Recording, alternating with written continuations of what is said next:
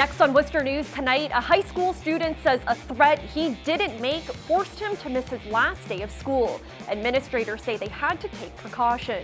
Plus, a Holden brewery helping a family in need. All flight sales will help them rebuild.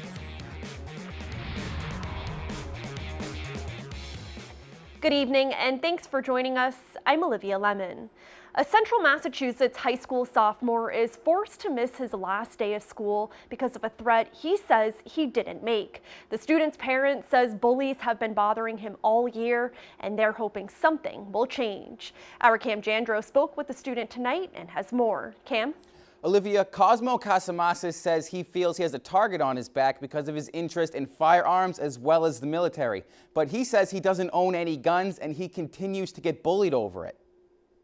COSMO'S says he's been bullied at school for more than 3 years. Within the first 3 days, I had kids yelling, "Cosmo, when are you going to shoot up the school?"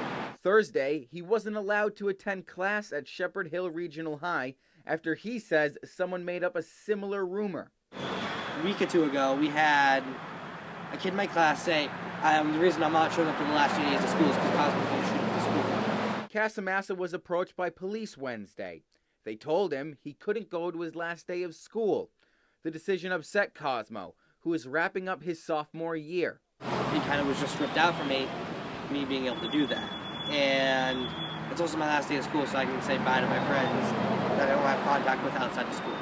In a letter sent home to parents, Dudley Charlton Regional School District Superintendent Greg Desto wrote, "While the reported comments were vague in nature, out of an abundance of caution, police have investigated and, in conjunction with the administration, determined there is no legitimate threat to student safety.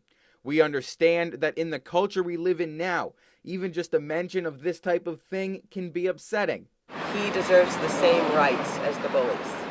And right now, as I see it, the bullies have more rights than he does. They have the right to go back to school.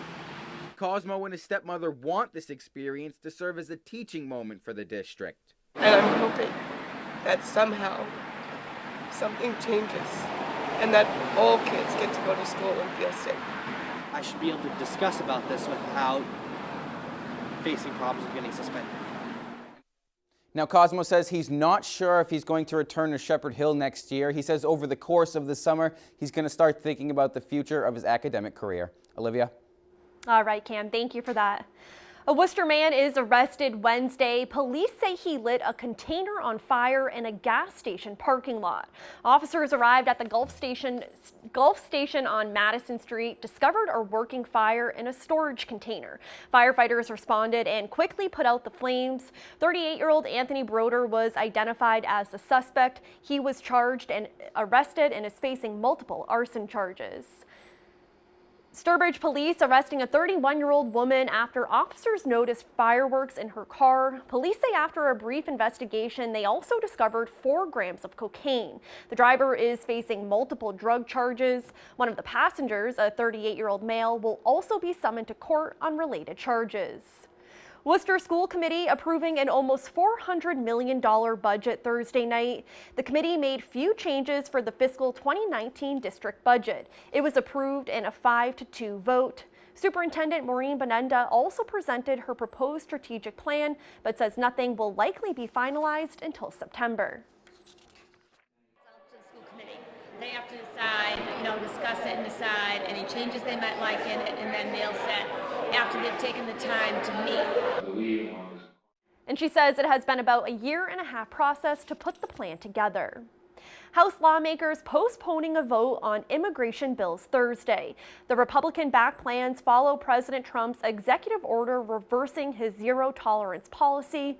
Closer to home, people who immigrated to the Worcester area are weighing in. Our Chandler Walsh has the story. Attorney Alex Moradian says the president's executive order reversing a zero-tolerance immigration policy is not a significant victory for immigration reform. The order reverses a practice which separated children from their parents when apprehended at the border. Even though it prevents that separation, it reverts us back to a system of family detention and prolonged family detention. And we don't know yet, are we now going to have kids who are with their families, but they're detained for a year? Are they going to be detained for 2 years? Mouradian says thousands of children were taken away from their parents. Jenny Rodriguez came to America from El Salvador in 2011. She says the recent immigration issues make her thankful she's always had her children alongside her. I feel very, very lucky and fortunate. As an immigrant, I can't imagine the situation that they're going through, especially the parents. Because if I was one of them, I would probably be in desperate mode. Rodriguez says there needs to be more compassion shown towards immigrants. She experienced family separation when her sister left for America before her. Rodriguez didn't see her for decades. Over almost 40 years, yes, our family has been separated many, many times. And that causes a rupture. It causes a disruption of the family dynamics. Mouradian says there's a long history of family separation at the border. He says reverting back to a system of detention could cause problems because it's not known if there are resources in the jails to deal with children's mental and physical health needs. From more of a practical perspective, really, we're not dealing with border security in any meaningful way because we're not getting to those underlying issues that cause people to come to the United States. Chandler Walsh, Worcester News Tonight. The man being held in connection to the murders of a West Brookfield family is indicted Thursday. Matthew Locke was arrested in March after Sarah Bermudez and her 3 children were found dead at their home on 10 Old Warren Road in West Brookfield. Thursday, a grand jury indicted Locke on 4 counts of lying to police. He will be arraigned in Superior Court at a later date. No other arrests have been made in connection to the murders. A new brewery in Holden is doing their part to give back to the community. Seven Saws Brewing opened their new tap room about 3 weeks ago. Owner Troy MILLIKEN says they've been doing fundraisers giving back to different organizations. This week, they're helping out a Holden family whose home was destroyed by a fire earlier this week. This just seemed like the right thing to do. It's a small town, small community. We all band together, and whatever little that we can do would make us real happy here. And all beer flight sales will be donated to the family. The owners of the Holden Brewery say if you want to donate more, they would be happy to give it to the family. The town of Dudley kicks off the summer season with the 63rd annual Dudley Grange Strawberry Festival. Hundreds lined Center Road for a chance to get some delicious strawberry shortcakes. Crews spent the last week preparing the desserts for the event. Everything is homemade from the biscuits to the whipped cream. Co-chairs of the festival say it's a great way to bring together a small town. The Strawberry Festival is just a good old-fashioned lawn party for the people of our town to enjoy the strawberries, enjoy each other, and it's a wonderful day for it today. We start the festival every year, the 3rd Thursday of the month, and there is no other better place to be. And organizers expect to have served nearly 4,000 strawberry shortcakes throughout the day. They were only open for a little more than a year, but Zoop on Main Street has closed its doors. The soup chain opened its Worcester location in March 2017. It was the 2nd location in Massachusetts.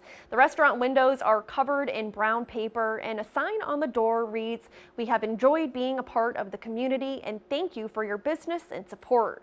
The chain has not said why they closed their Worcester location.